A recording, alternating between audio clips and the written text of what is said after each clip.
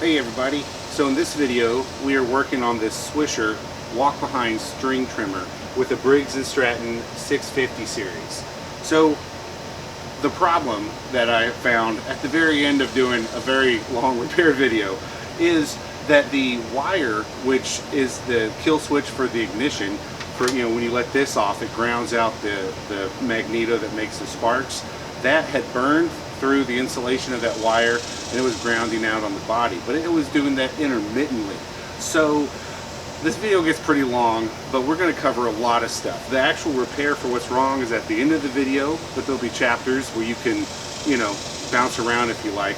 But we clean the carb, we check the spark on the gap, we check the gap on the spark plug, we burn out the carbon from the muffler, and then we change the oil.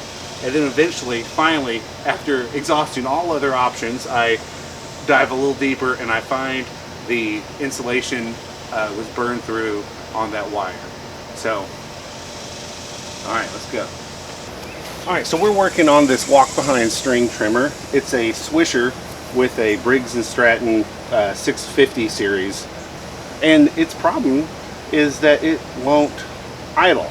It's reported that it fires up and then it dies. So there are quick start instructions on the body of the machine, and it wants us to prime 3 times. 1, 2, 3. Ensure that it is in the bunny rabbit.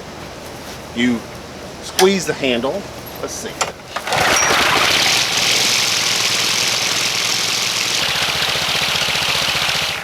Well, shit. It just always happens. So the customer, he definitely was having problems with it. So I guess I should go ahead and get in there and just see if I can find any evidence of like water in the bowl or anything like that. So let's just take the air cleaner cover off, see what the filter looks like.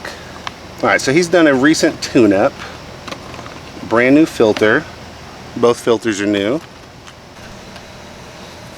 Give a little wipe and a dunk. So the oil is perfect right in between the 2 dots. There's a new spark plug here. Let's go ahead and check the gap on that thing. Oops.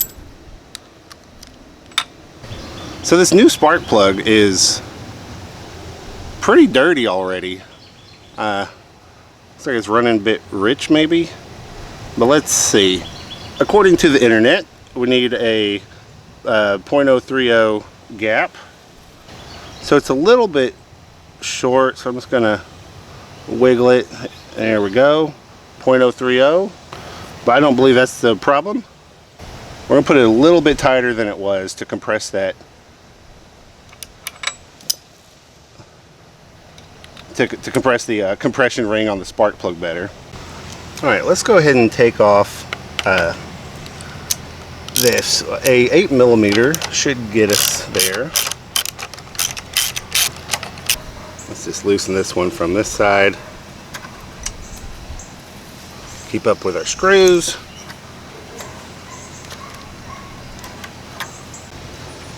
All right, so I'm going to take a sample of the fuel in the carburetor bowl just by trying to get it into a cup. So I'm going to put down a rag, try to catch drips. I'm going to shut off the gas from the gas tank by just clamping. See that? I'm just going to clamp the hose shut. And so these have a 1/2 inch or 13mm on the bottom. Try a little hand protection. Loosen this up just a little.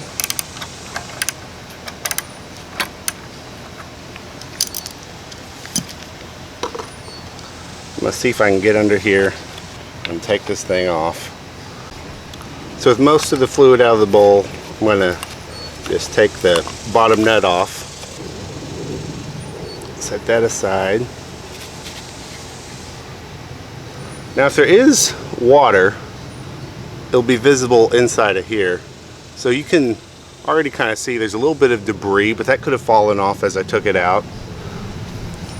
But where the water is really visible is when you pour this into a clear container. You look through the clear container, and if there is water, you'll see it kind of right in there, okay?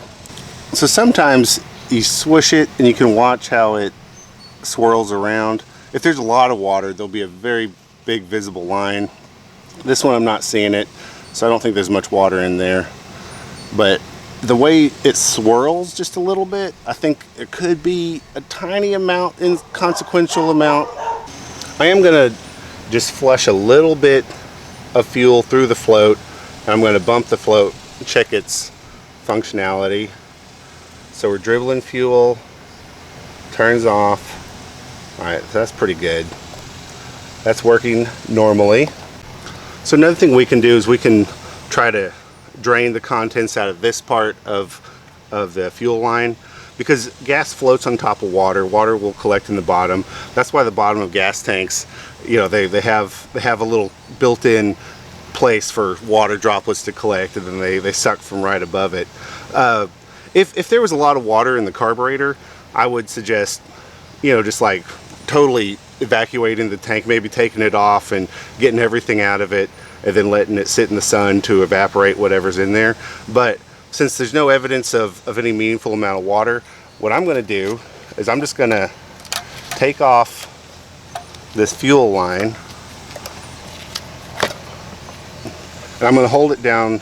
I'm going to hold it down low at the low point, and I'm going to take off this clamp, and I'm just going to let a little bit of water flow, a little bit of gas flow out of the tank at a low angle, and then call that good. And then we'll reevaluate if we see anything at the bottom here. So I'm not seeing anything, so I don't think water in the bowl is an issue.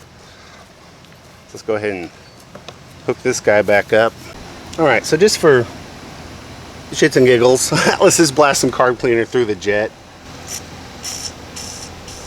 Uh-oh, my carb cleaner's not doing much. Okay, well that's no good. All right, now we're back with some throttle body cleaner. Let's try blasting through the center of this again. There it is. All right. We're getting good flow through the jet, so that's good. I mean, since it ran, I'm not gonna just do insane amounts of stuff to it. I think it's okay, honestly. The customer told me that this, he had drained and filled the gas tank, did his tune-up because it wasn't running, and then it got a little bit better, but it just wouldn't idle. And so what might have happened was, it's been at my house for about a week. I hadn't gotten to it until today, and all that fresh gas just sitting in it probably ate out whatever gum was causing his problem. And so just the natural detergent, not the natural, but the detergents in gas that we buy just did some good for it sitting here. That's why it ran for me and not for him, I would think. I'm also going to blast out the nut on the bottom of the carburetor bowl. It's got ports in it, and that's where it picks up stuff. Try to aim it away from your face. All right, that's nice and open. Yeah, so that's good to go. So we'll reinstall that. The bowl has a little bit of debris in it. Let's just give that a light little cleanse. And I'm just dripping right onto my little paper towel there. This stuff will evaporate. Let's just see if it runs any smoother with the little bit of work we've done to it. This proper spark plug gap is important, and having a clean bowl and making sure your jets are open is important. Let's just see what we got.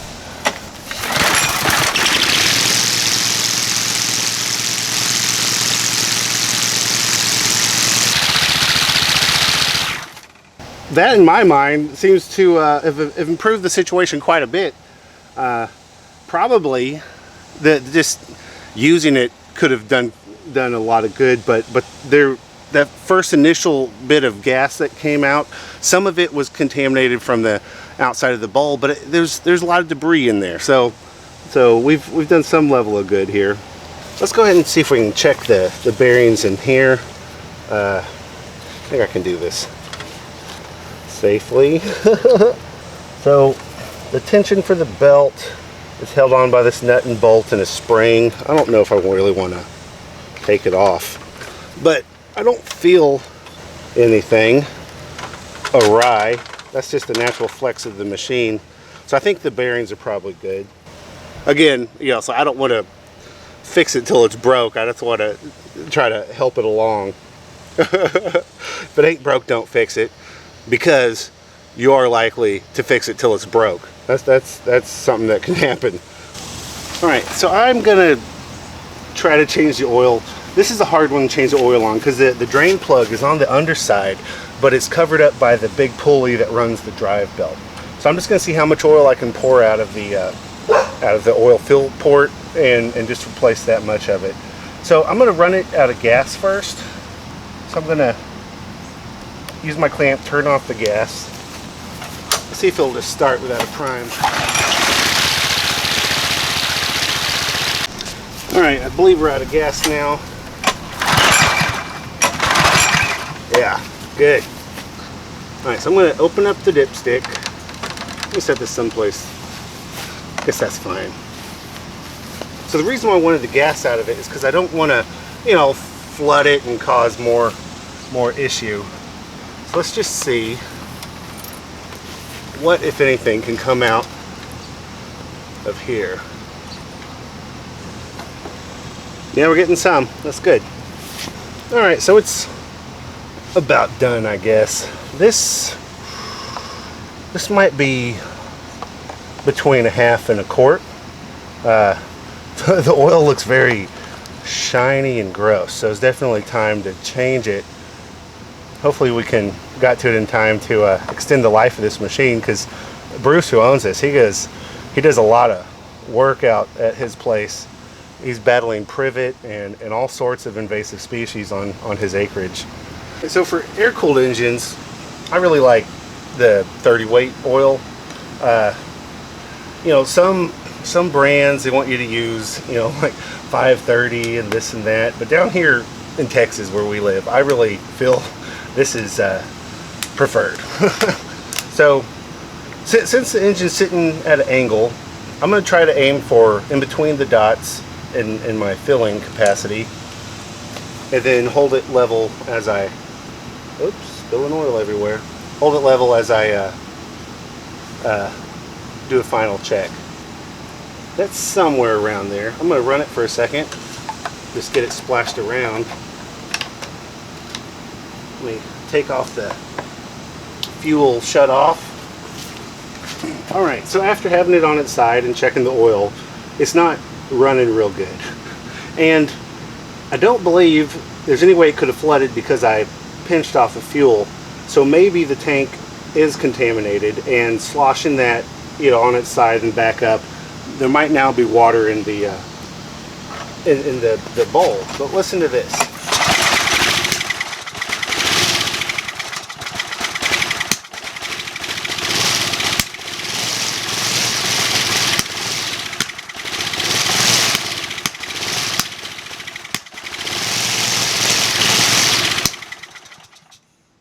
And it dies. So I bet that's what he was experiencing, something along those lines. So let's get back into it. Alright, we're going to delve a little bit deeper into the fuel issue here. I have the top cover off and the fuel line disconnected. So now I'm just going to take off these 8mm that hold the tank to the engine. Then, oh yeah, there's one on the back. So there's 3 up top, then 1 down here on the base. Alright, so now we got the fuel tank off. They're going to fall out. Yeah, I'm going to go ahead and set that someplace safe. Alright, so I'm just going to clean this hose off just a little to limit how much crud falls into my reservoir here.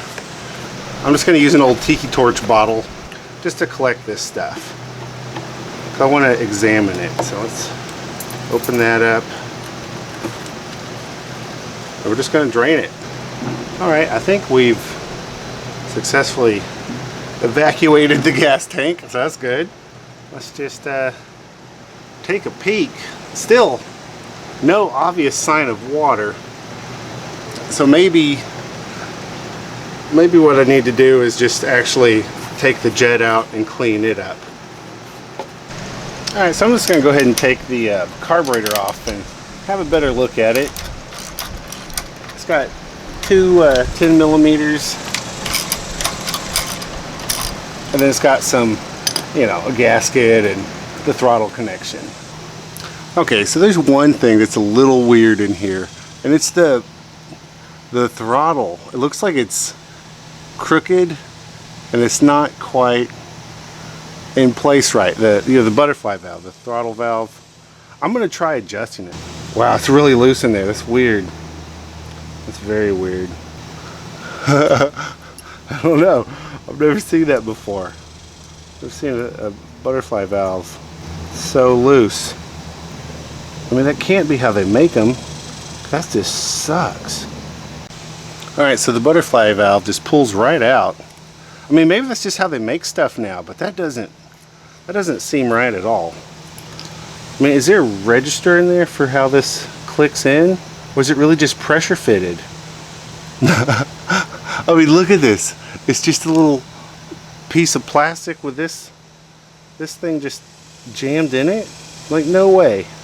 Jesus, weird. Okay, well, whatever. Maybe that's just how they make them. I don't know. But I'm not a fan of that. I'm really not.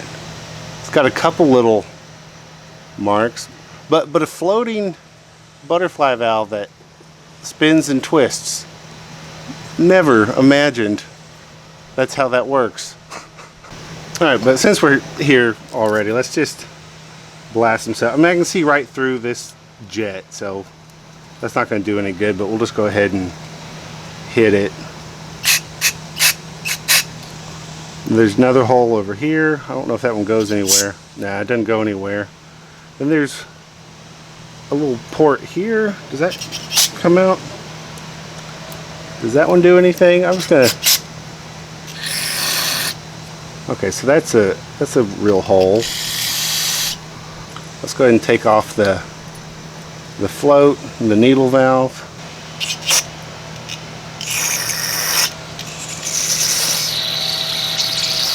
Okay, so that goes back here somewhere. Okay, so that's open. So I was able to get fluid out of this section by going right here. And then there is some little varnishy looking stuff here. Let's clean that off a bit. Nothing too crazy. This is the part that sits on the O-ring. We'll check the O-ring, see if it's overly smushed. We'll just clean up this surface a bit. So I think we're pretty good on the little bit of cleaning we're gonna do today. Alright, so I'm smelling a little lacquer smell now. So I did find something in there that had bad gas. So that's good. Maybe I should keep going. Don't know where that's coming from though. Some port might have been clogged. Alright, we're going to reassemble this thing. But I am excited that I actually smelled something that smelled kind of like bad gas. So I think we've done some good. So we're going to drop the needle and the float right in place. Then we're going to take the little retaining thing. We're going to stick that in there. And then we'll have the float action. Wipe out the bowl one last time. Drop that into place. We'll just blast this again even though we've already done it. And we'll stick that back on here. We're not going to go crazy, remember? Just a little tight. Now for this stupid thing. We're going to put the butterfly valve back in. So this just does that. Blah, blah, blah, blah, blah. And then it was the numbers on the top side shoved in there. It's slightly crooked. So I'm just going to shove this puppy right in there. About where it goes. And then we're going to have to fiddle with it until it wants to close. So back in there crooked again, just like it came out, and it functions normally. So whatever. Guess that's the way it's supposed to be. So I'm going to go for this O-ring. It is a little bit squished. Let me see if I got another one. If not, we're just going to have to reuse this one. Alright, I found a good candidate of O-ring in my O-ring set. It's rounder. So we'll replace that O-ring and see if we can get a good seal on the intake. To hook this up, all you really need to do is get the throttle hooked. There's enough meat on that O-ring to compress. Then you got your 10 millimeters. Whoops, there's one down. Let me get that started. Find the other one. So I'm going to compress these somewhat evenly, or try to at least. So roll that side, roll that side, roll that side. Alright. So that feels pretty good.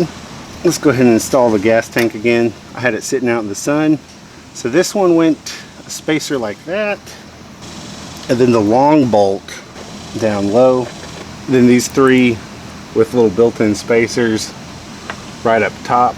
Then we're going to put this filter screen thing back up here. It sort of clicks and gets two screws. Now we'll hook up the fuel line again, and we'll move the clamp over. Install this little gasket right here. Slide this into place. We have to hook up the EGR valve. Oh, hello. Hey. Hey, Mama, how are you? Good. Alright, so I got the 3 bolts on this side and the 1 on that, getting this nice and secure. So I'm going to go ahead and continue. Yeah, my mama just came by to check in. We're going to go to dinner later. That'll be great. So the air cleaner back on. Alright, so the gas that I recovered, it smells okay. It certainly doesn't smell like it's, you know, years old, but it doesn't smell super awesome either. So what I'm going to do is I'm just going to mix it with some known fresh good gas, dilute any problems if there are, put the mixture of these two back in. I'm going to reserve just a little bit of that bottom in case there is water and not mix it in my tank. Let's just mix it a bit. Install some fresh gas. So I'm really hopeful here because discovering, you know, cleaning the carb and finding some really nasty lacquer smell that got blasted out of one of the ports. That's a good sign that I've made a beneficial difference to, you know, to how this thing might run.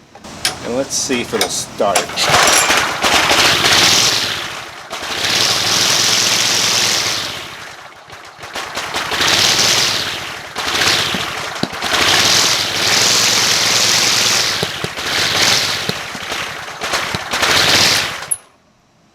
So it's still backfiring.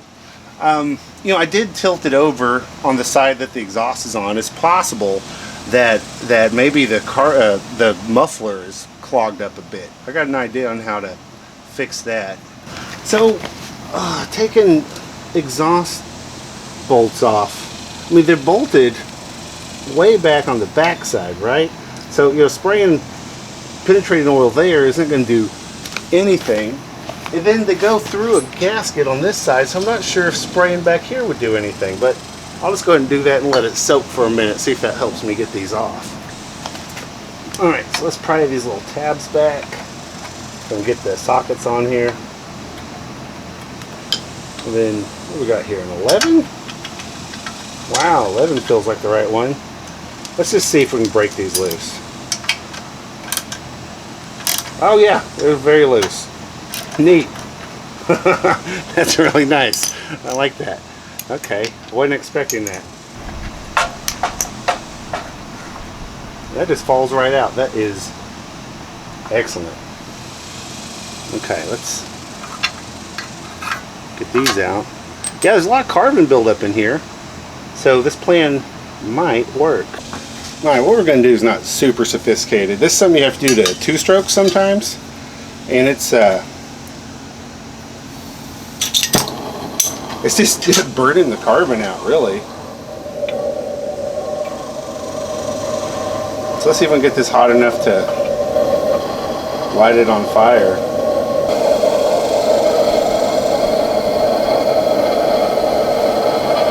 Alright, so far so good. So it's burning out things that are inside of it. Let's see if I can get any ignition from the exhaust port side. Because a lot of these mufflers have spark arresters, which is a little screen to keep from lighting your yard on fire or whatever you're working on, and those can get clogged up with carbon. I don't see where this one's spark arrestor is, so I'm just aimlessly trying to burn it out from the inside out. Alright, so I put the bolts back in and I back flushed it with water, you know, backwards, forwards, and got a lot of carbon out, and you know, everything that turned to ash and some more carbon, and it seems to flow, you know, totally unobstructed. I didn't test it before, so I don't know if it fixed it, but I'm going to lay this out in the sun, let it dry for a bit before I put it back on, because there's still, you know, some water. Alright, so I'm going to just slap this back on, and we'll see if that did us any good at all. I mean, there's no guarantee. I mean, if it's not the carburetor, it's not the exhaust, it could be a spark problem, a valve problem. Like, why is it backfiring out of the intake? Why did it run perfect until I had it on its side and now it runs like shit? So let's give this another try.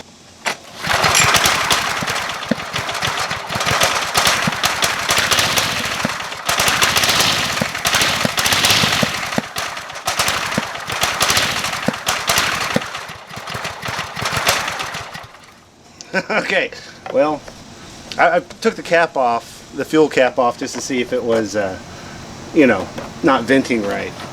This is weird. I guess there's still more to do. Damn. Alright, before I totally tear into it again, it sort of sounds like it's the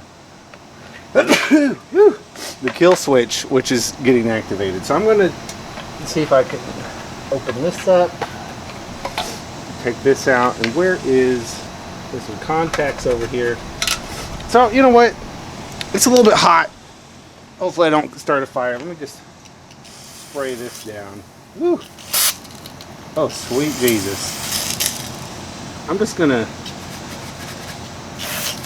see if there's any way that just the junk up here was causing the problem. Alright, so we're going under this fan shroud now. Took all sorts of stuff off again. So what I'm wondering is the coil problematic? Is this thing problematic? Or is the little wire, kill switch wire, problematic? I'll just examine the kill switch wire first.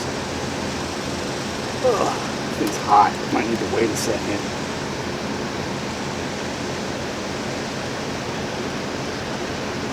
Oh, look. Oh, I think that's it. Look, it's melted through the wire insulation right there. So this is the root of our problem today. We tore the whole engine apart twice. Well, not the whole engine, but we took all of its, you know, bolt-on accessories off twice and did all sorts of shit. But it's right here. This is the problem. This is the wire that kills the engine when you let go of the handle. And it melted through and was making contact, grounding itself out on occasion. So that's why when I flipped it over, it quit working, but it was working fine. So anyways, we're going to repair this a bit. I think we're just going to do some heat shrink, a couple layers of heat shrink on some electrical tape. So here's some very tiny heat shrink. Feed that down there. And so there's our hole. I'm going to go about halfway through it. And let's just cover that up. Alright, so here's a slightly larger piece of heat shrink. I'll melt that one on there. I'm just gonna go overkill. Now some electrical tape and another piece of heat shrink on top of that. Because I don't know if heat shrink can withstand these temperatures very well.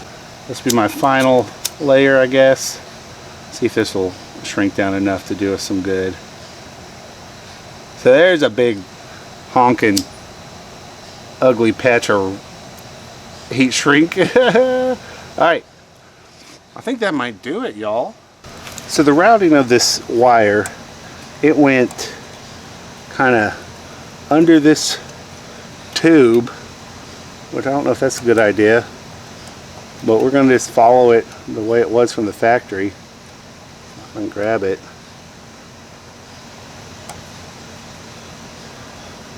Something like that, and then you press this down and you stick the wire through, and you can do a little clonk to it.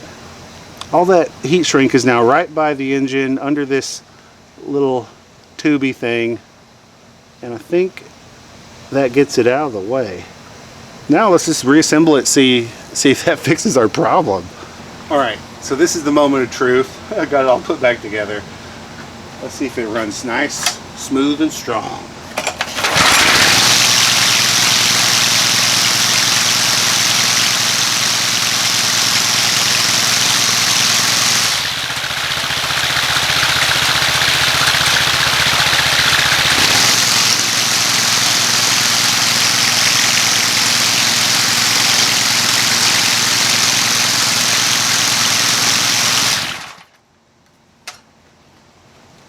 I think we got it. I really do. We actually found something wrong, and that's always a good sign. I guess that concludes this one. We did a lot of unnecessary work, but sometimes when you're chasing down an intermittent problem, I mean, you just got to do something. you gotta rule some things out. I wish I hadn't wasted so much time on this. I don't feel like I could charge enough to make up for how long I spent on this, honestly. Because I mean, we're a few hours into it. That's a lot of shop hours, you know. But anyways, I hope you found this somewhat interesting and useful for your own endeavors in keeping your equipment running. It was something that, in retrospect, you might have assumed would be very easy to find, and hopefully I take this knowledge learned in this video and carry it forward to the next repair I do, and get a little bit more efficient. But I don't know. I was just not thinking super clearly. Could be the fact that I'm on muscle relaxers. My neck went out, and, and I'm a little bit loopy on these things. So if you enjoyed it, give it a thumbs up. And I mean, I do all sorts of content, so I don't know if you just want like lawnmower repair. That's a big part of my channel, but it's not the only thing I do. So subscribing, just if you're interested in whatever it is I do, you could subscribe. So have a wonderful day, and keep on mowing or weed whacking with your walk behind weed whacker. Be good, y'all.